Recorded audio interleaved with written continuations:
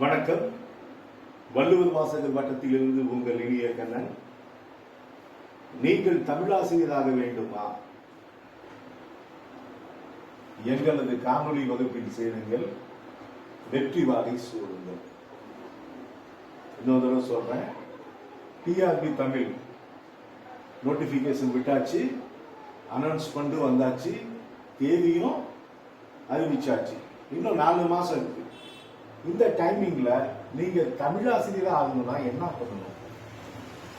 இதெல்லாம் பல தடவை சொல்லியிருக்கேன். நாங்க ஆன்லைன் வகுப்பு எடுக்கணும். வெற்றி வாகை சூடுங்கள். ஃபர்ஸ்ட் இன்னைக்கு நாம பார்க்க இருக்கக்கூடிய பாடம் 11 கீழ்கணக்குல நாலடியார் பாடம்.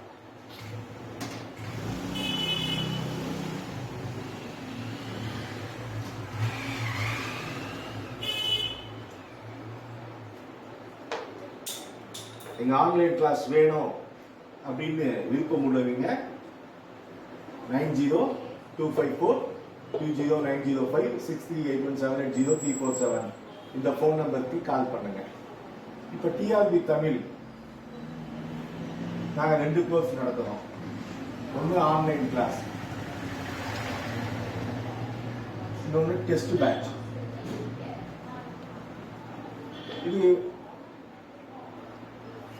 இது உங்களுக்கு கூகுள் மீட் ஆப் இருக்கணும். அப்பதான் ஆன்லைன் கிளாஸ் கவனிக்க முடியும். டெய்லியும் 8 to 10. ஃபர்ஸ்ட் டாபிக்ல இருந்து யூனிட் 1ல இருந்து யூனிட் 11 கவர் பண்ணிடுவோம். கொஸ்டின் வச்சு நடத்துவோம். கொஸ்டினையும் ஆன்சரையும் வச்சு அனலைஸ் பண்றது.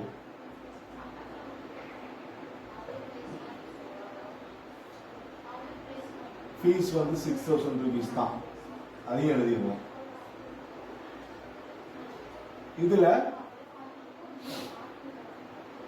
20 unit wise test, 10 full test. Video material free இருக்கு. எல்லா 11 யூனிட்டுக்குமே வீடியோ மெட்டீரியல் ஃப்ரீ. ஃபீஸ் 3000. இதுல என்னன்னா, உங்களுக்கு ஃபர்ஸ்ட் யூனிட்ல ஒரு 300 கேள்வி அனுப்பிடுவேன். கூடவே ஆன்சர் அனுப்புவேன். உங்களுக்கு இது மாதிரி கிடையாது, ஆன்சர் காட்டுற மாதிரி நான் ஃபார்மேட்ல போடல. புரியுதுங்களா? அதனால குழப்பிக்காதீங்க. தெளிவா நான் சொல்லிடுறேன்.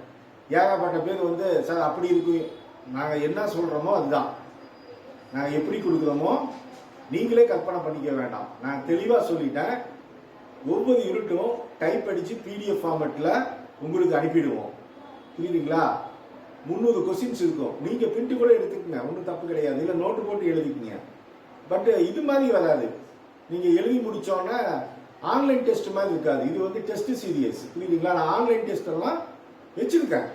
அது அப்பப்ப கொடுப்பேன். இதுல நான் கொடுக்கக்கூடிய கொஸ்டினை நீங்க படிச்சாலே வேலைக்கு போயிடலாம். அந்த அளவுக்கு டெப்தா கொடுத்துருக்கேன். அதை முதல்ல புரிஞ்சுக்குங்க. ஏகப்பட்ட பேர் சார் நான் அப்படி இருக்கணும் அப்படி இருக்குன்னு நினைச்சேன்ட்டு நான் பல தடவை இதுதான் நான் சொல்லியிருக்கேன்.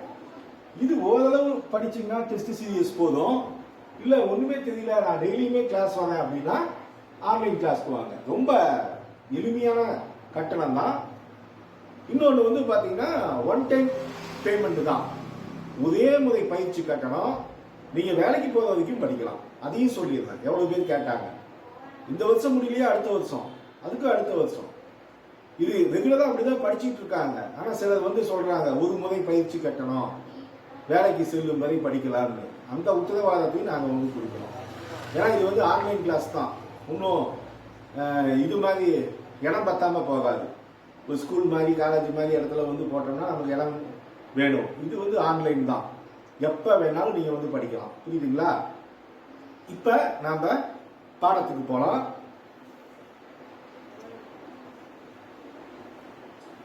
இன்னைக்கு நாம பார்க்க இருக்கக்கூடிய பாடம்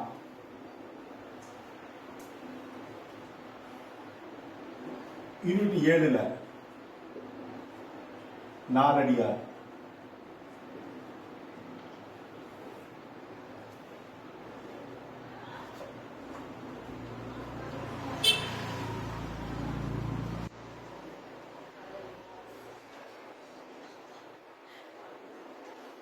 நாலடியாங்கிற பாடத்துல ஃபர்ஸ்ட் மொத்தம் இதுலயும் 3 பால் இருக்கு. அகத்துப்பால்,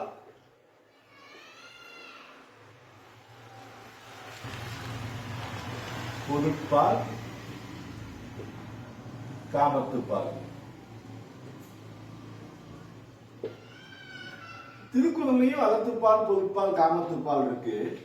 நாலடியாரையும் அகத்துப்பால், பொதுப்பால், காமத்துப்பால் இருக்கு.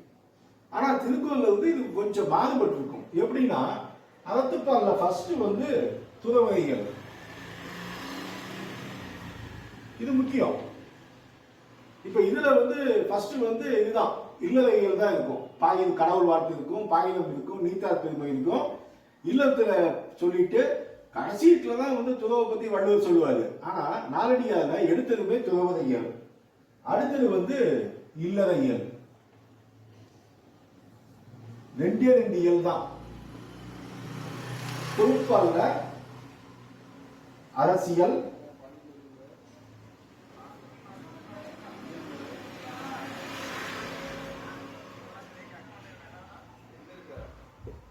நட்பியல்,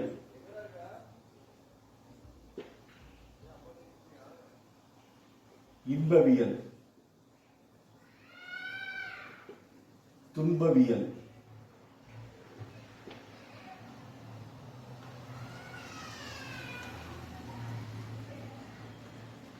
பொது இயல், பகை இயல், பன்னெறி இயல். இதுல 1, 2 இதுல பாருங்க, அரசியல், நட்பியல், இன்பவியல், துன்பவியல், பொது இயல், பகை இயல், பன்னெறி இயல். காமத்துப்பால்ல 1 இன்ப, துன்ப இயல். அடுத்தது இன்பவியல். அகத்துப்பால்ல 2 அதிகாரம், இதுல 7, இதுல அதிகாரம் இல்ல, இயல் சொல்றேன். இதுல 2 11 இயல் மொத்தம். 1, 2, 3, 4, 5, 6, 7, 8, 9, 10, 11 இயல், 40 அதிகாரம். மொத்தம் 4 அடியார், 40 அதிகாரம். ஒவ்வொன்றிலையும் 4 அடி இருக்கும். மேக்சிமம் இன்னிசை வெண்பா அல்லது வெண்பாவில் இன்னிசை வெண்பாவில் ஆனதுதான். சில பாடல்கள் நேரிசை வெண்பாலையும் வரும். மொத்தம் 40 அதிகாரம். அகத்துப்பால்ல 13. இதை நல்லா ஞாபகம் வச்சுக்கோங்க. எழுதி போட்டேன்.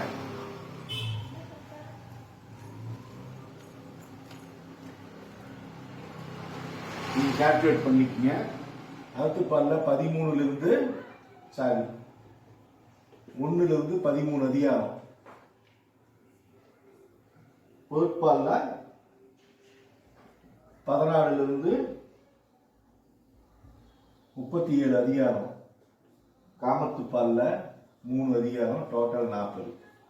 சரி, இதெல்லாம் பேசிக்கான இது. ஏன்னா திருக்குறள் எல்லாத்துக்குமே அக்யூரேட்டா தெரியும். ஆனா நாலடியார் அந்த அளவுக்கு தெரியல. அதனாலதான் நான் இவ்வளவு தெளிவா எழுதி போட்டேன். சரி, நாலடியார யார் எழுதுனாங்கன்னா சமண முனிவர்கள். அது தெரிஞ்சதுனா போதும். எத்தனை பேர் எழுதுறாங்க மேக்சிமம் கேட்க மாட்டாங்க. பட் இந்த 40 பாட்டையும் தனிப்பட்ட புலவர் எழுத கிடையாது. இன்னும் யாரும் கண்டுபிடிக்க முடியல. இது சமண முனிவர்கள் அப்படிங்கிறது மட்டும் ஞாபகம் வச்சுக்கோங்க.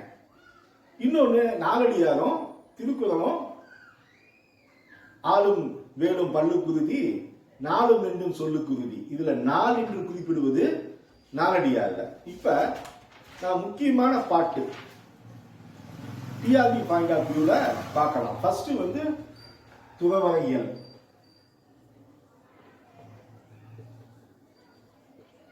இதுல இருக்கக்கூடிய அதிகாரம் ஃபர்ஸ்ட் செல்வம் நிலையாமை,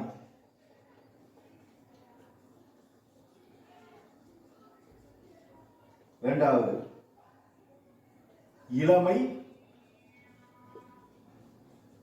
நிலையாமை,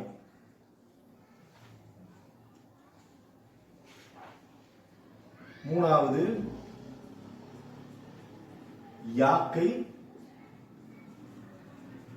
நிலையாமை, நாலாவது அதன் வலியுறுத்தல்,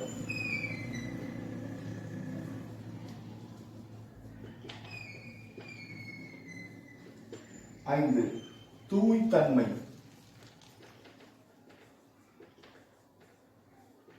ஆறு சினம்,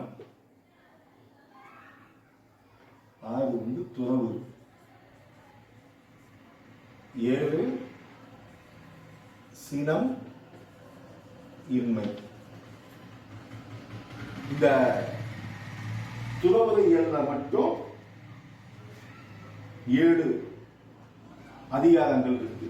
இதுல ஃபர்ஸ்ட் செல்வம் நிலையாமை நாம பார்க்கிறது. இப்ப செல்வம் நிலையாமையை பத்தி நாலடியார் என்ன சொல்றாங்கன்னா, நாம சம்பாதிக்கக்கூடிய பணம் நிலை கிடையாதுன்னு சொல்றாரு. அதுக்கு முதல் பாட்டு, அது சுவை உண்டி அமர்ந்து இல்லால் ஊட்ட மறுசிகை நீக்கி உண்டாகும் வலியதாய் சென்று இறப்ப ஓர் இடத்து கூழ் எனில் செல்வம் ஒன்று அப்படின்றாரு. செல்வத்தை நிலையானதுன்னு சொல்ல முடியாது. எவ்வளவு உணவு நமக்கு கிடைச்சாலும் அது நாம கொஞ்சம் தான் சாப்பிட முடியும். அதை கொண்டு போய் இல்லாதவங்களுக்கு கொடுக்கணும். அது மாதிரிதான் செல்வர்கள் தனக்குன்னு கொஞ்சம் வச்சுக்கிட்டு மற்றதை கொடுக்கணும் பாரு. அடுத்த பாட்டு இலக்கியத்தனம் வாய்ந்த பாட்டு.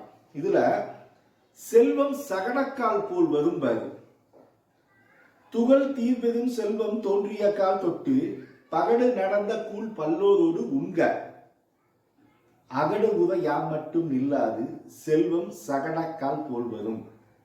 டிஆர்கள் எப்படி கொஸ்டின் கேட்பாங்கன்னா, சகடக்கால் போல வரும் எது என நாலடியார் குறிப்பிடுகிறது அப்படின்னு கேட்டா செல்வம்னு வரும்.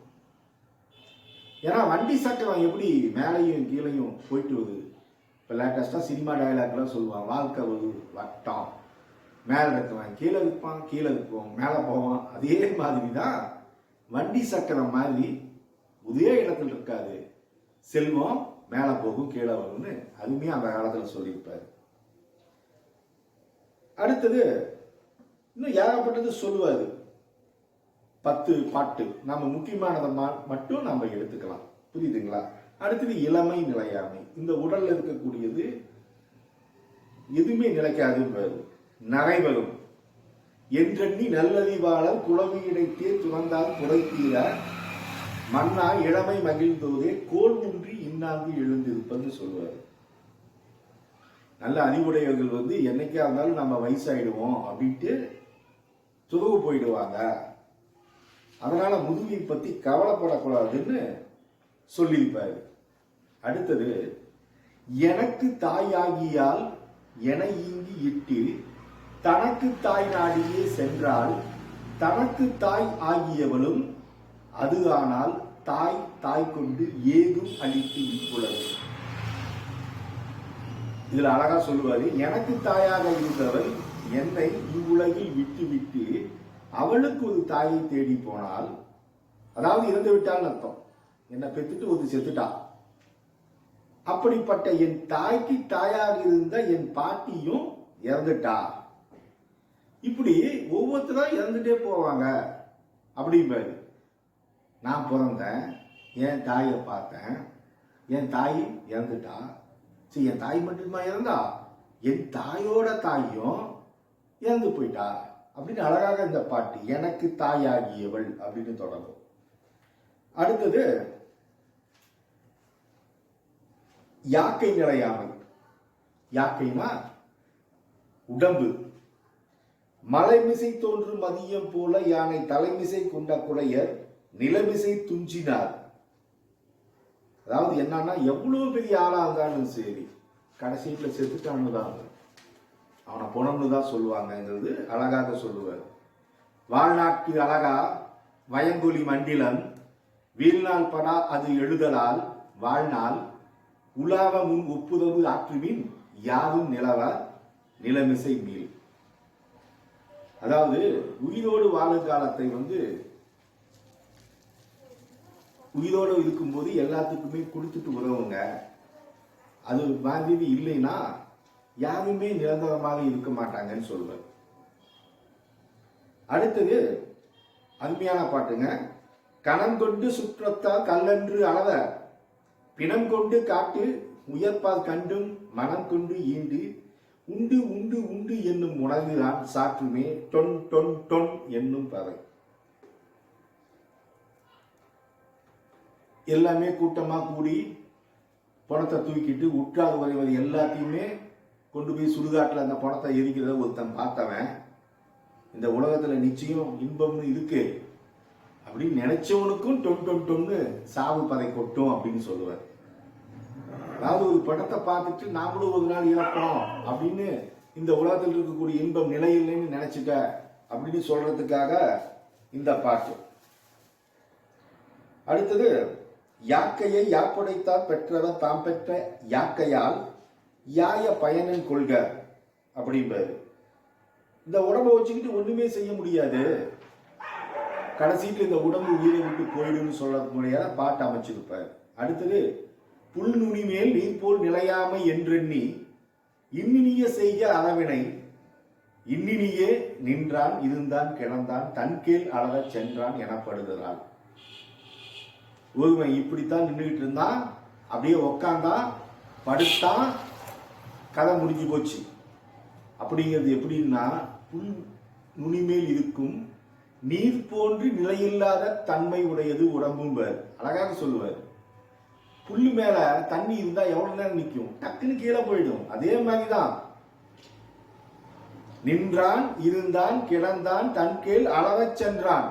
நின்றுகிட்டு இருந்தான், உட்கார்ந்தான், படுத்தான், போயிட்டான்.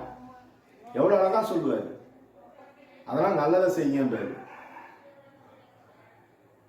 அடுத்தது அவன் வலியுறுத்தல். இன்றுகொள் அன்றுகொள் என்றுகொள் எண்ணாது பின்றையே நின்றது கூற்றம் என்றெண்ணி உருவுமின் தீயவை ஒள்ளும் வகையால் மருவின் மாண்டாதாரம். இன்னைக்கு செத்துருவோமோ, நாளைக்கா நாளானிக்கா யமன் வந்துட்டானா அப்படின்னு நினைக்கிறத விட்டுட்டு தீய செயல்களை செய்யாம நல்ல செயலை செய்யி அப்படின்னு சொல்லுவார். வைகளும் வைகள் வர கண்டும் அது உணரார் வைகளும் வைகளை இருகும் என்று இன்புதுவார் வைகளும் வைகள் தம் வாழ்நாள் மேல் வைகுதல் வைகளை வைத்து உணராதார். இந்த பாட்டு இன்னிசை வெண்பா. போன டிஆர்பியில இந்த பாட்டை கொடுத்து இந்த கண்டுபிடின்னு கேட்டிருந்தாங்க. நாலடியார்ல இந்த பாட்டு இன்னிசை வெண்பா. புரியுதுங்களா? இதுல என்னன்னா இன்னைக்கு ஒரு நாள் போயிடுச்சு, நாளைக்கு ஒரு நாள் போயிடுச்சு, டெய்லி ஒவ்வொரு நாள் போய்கிட்டு தான் இருக்கும். இதை மாற்ற முடியாது அப்படின்னு தெரியாம இருக்கக்கூடாது. இந்த நாள் போய்கிட்டு தான் இருக்கும். ஆனா நாம செய்ய வேண்டிய நல்லதை செஞ்சுக்கிட்டு இருக்கணும்னு சொல்லுவார். அருமையான பாட்டு. அடுத்தது தூய்த்தன்மை. தற்கோலம் இன்று தலை நிறைய பூச்சோடி பொய்க்கோலம் செய்ய ஒளியுமோ எக்காலும் உண்டி வினையில் உதைக்கும் என பெரியோர் கண்டு கைவிட்ட மயல். அதாவது உடம்புல தைலம், இந்த மேக்கப்பு, இந்த காஸ்டியூம்ஸ் எல்லாம் போட்டாலும் இறந்து போனா இருக்கக்கூடிய அழுக்கு போகாது அப்படின்னு சொல்லுவார். அடுத்தது துறவு. துன்பம் பல நாள் ஒரு நாள் இன்பமே காமதுவர் ஏழையால் இன்பம் இடையறிந்து இன்னாது நோக்கி மனையாது அடைவு ஒளிந்தார் அன்று அமைந்தார். கொன்னே கழிந்தன்று இளமையும் இன்னே முடியொடு மூக்கும் வருமால் துணிவு ஒன்றி என்னோடு சூழாது எழுநெஞ்சு அப்படிம்பார். இளமை பருவம் வீணாக கழிந்து விட்டது, இப்போது நோயும் முதுமையும் வந்து சேரும், ஆகைய மனசு நீ நல்லது பண்ணு அப்படின்னு சொல்லி முடிப்பார். இது வரைக்கும் நாம பார்த்தது துறவற இயல். அடுத்தது இல்லற இயலுக்கு வருவார். இல்லற இயல்னா அதுல புறையுடைமை, எந்த அளவுக்கு பொறுமையா இருக்கணும், நல்ல சொல்ல சொல்லணும் அப்படிங்கிறத பத்தி சொல்லுவாங்க. காதலால் சொல்லும் கடுஞ்சொல் உவந்துரைக்கும் ஏதிலால் இன்சொலின் தீது ஆமுவை போதியலாம் ஆதர் வண்டு ஆண்களுக்கு மலிகடல் தன் சேர்ப்ப. அழகிய சொல்லை சொல்லணும், இனிமையான சொல்லை சொல்லணும் அப்படிங்கிற மாதிரி இந்த பாட்டை கொண்டு போயிருப்பார். அடுத்தது தான் கெடினும் தக்கார் கேடு எண்ணற்க, தன் உடம்பின் ஊன் கெடினும் உண்ணார் கைத்து உண்ணற்க, வான்கவிந்த வையகம் எல்லாம் பெரினும் உயர்க்க பொய்யொடு இடை மிடைந்த சொல். அருமையான பாட்டு. தான் கெட்டாலும் அடுத்தவங்களை கெடுக்கக்கூடாது. தன்னுடைய உடலில் உள்ள சதை பசி உணர்வு காரணமாக சாவை தேடி சென்றாலும் பொய் சொல்லக்கூடாது அப்படின்னு அழகாக சொல்லக்கூடிய பாட்டு. அடுத்தது பிறர் மனை நயவாமை. வள்ளுவர் பிறைமனை நோக்கா பேராண்மைனாரு, இவரும் அதே பாடியில பிறைமனை நயவாமைன்னு சொல்லுவாரு. அதாவது ரொம்ப கேவலமா திட்டுவாரு. அடுத்தவன் பொண்டாட்டிய நினைக்கிறது ரொம்ப கெட்ட செயல்கிறத 2 பாட்டுல சொல்லுவார் பாருங்க. புக்கு இடத்து அச்சம், போதரும் போது அச்சம், துய்க்கும் இடத்து அச்சம், தோன்றாமை காப்பு அச்சம், எக்காலும் அச்சம் திரும்பால் எவன் கொள்ளோ உட்கான் பிறனில் புகழ். பிறன் மனைவியை தேடி அவ வீட்டுக்கு போனா பயம், திரும்பி விழும்போது பயம், இன்பத்தை அனுபவிக்கும் போது பயம், யாராச்சும் பார்த்துடுவாங்களோ அப்படின்னு ஒரு பயம். இப்படி பயம் பயம் பயம்னே இருந்து அடுத்த மனைவியை ஏண்டா விரும்புற, ஏன் பயத்தோடையே இருக்கிற அப்படின்னு ஒரு கேள்வி கேட்டு முடிப்பார். அடுத்தது காணின் குடிபலி கையுதின் கால்புறையும் ஆணின்மை செய்யுங்கால் அச்சம் நீ நிறைய துன்பம் பயக்குமால் துச்சாரி நீ கண்ட இன்பம் எனக்கு எனைத்தால் சொல்லு அப்படிம்பாரு. அதாவது என்னன்னா, அடுத்தவனுடைய மனைவிய கெடுத்தா நரகத்தை தரக்கூடிய துன்பத்தை தரும், இதனால என்ன உனக்கு பயன் அப்படின்னு சொல்லுவார். அம்பல் அயலெடுப்ப அஞ்சி தமர்பதுகி வம்பலன் பெண்மதி மைந்துற்று நம்பும் நிலைமை இல் நெஞ்சத்தான் துப்புரவு பாம்பின் தலை நக்கி என்னது உடைத்து. அதாவது அயலால் பழித்துரைக்க சுற்றத்தால் பயந்து வருந்தி நிற்க அயலான் மனைவியை தழுவி மகிழ்ச்சியுற்ற யாவராலும் விரும்பத்தக்க மனம் உடையவன் காமனுகர்ச்சி பாம்பின் தலையை நக்கியது போன்ற தன்மையுடையவாறு. எவ்வளவு அழகா சொல்லியிருக்காரு பாருங்க. ஊரில் எழுந்த உதுகிளி சென்னைக்கு நீரில் குளித்தும் உயல் ஆகும் நீரில் குளிப்பமும் காமம் சுடுமே குன்றியது ஒளிப்பினும் காமம் சுடும். ஊர் நடுவில் பற்றி கொண்ட செந்தழலுக்கு அருகில் இருக்கும் நீரில் மூழ்கி தப்பித்துக் கொள்ள முடியும். அதாவது நெருப்பு எரியுது, அப்ப நம்ம உடம்புல பத்திக்கிட்டா கொண்டு போய் கிணத்துல குதிச்சு நெருப்பு எடுத்துடலாம். ஆனா நீரில் மூழ்கினாலும் காமம் சுடும், மலை மீது ஏறி எழுந்து ஒளிந்து கொண்டாலும் காமம் சுட்டி எரிக்கும். 10வது ஈகை. ஈகைனா பிறருக்கு கொடுத்து உதவணும், அருமையா சொல்லுவாரு. இம்மி அதிசி துணையாடும் வைகளும் நுண்மில் ஈயவ கொடுத்து உண்மின் நுண்மை கொடாதவர் என்பர் குண்டு நீர் வையத்து அடா அடுக்கினர். சிறிய அரிசி கிடைச்சா கூட அதை நீ கொடுத்து சாப்பிடு, இல்லைன்னா உன்னை கேவலமா நினைப்பாங்க. மறுமையும் இன்மையும் நோக்கி ஒருவருக்கு உருமாறி ஈவை கொடுத்தல் வறுமையால் ஈதல் இசையாது எனினும் இரவாமை ஈதல் இரட்டி உறும் அப்படின்பார். பிறரிடம் சென்று பிச்சை எடுக்காமல் இருத்தல் கொடுப்பதை விட 2 மடங்கு நல்லதுன்னு சொன்னார். தொல்காப்பியும் சொல்லியிருப்பார் ஈயன இருத்தல். சாரி, தொல்காப்பியில் இல்ல, கலைவின் விளையார் சொல்லியிருப்பார் ஈயன இருத்தல் அது நின்று ஈயன் இருத்தல் அதிலும் எழுந்தென்றுன்னு. ஈகை. அடுத்தது பழவினை. பழவினைனா உள்வினை தான், வேற ஒன்றும் கிடையாது. வளப்பட வேண்டாதார் யார், யாரும் இல்லை. அலங்கன போகம் அவரவராற்றன் விலங்காய் திரட்டினார் இல்லை, கலங்காணியை காரியன செய்தாலும் இல். செல்வம் முதலியவற்றால் வளமுடன் வாழ்தலை விரும்பாதவர் உலகில் யாரும் இல்லை. அவர்கள் செய்த புண்ணியங்களுக்கு அவர்களுடைய சுகபோகங்களை வரையறை செய்யப்பெற்றுள்ளன. இளங்காயை உருண்ட வடிவமாக செய்தவரும் இல்லை, கலாம்பழத்தை கருமையாக செய்தவரும் இல்லை. அதாவது வினை பயனை நாம அனுபவிச்சு தான் தீரணும், மாற்ற முடியாது அப்படின்றாரு. அடுத்தது தீவினை அச்சம்.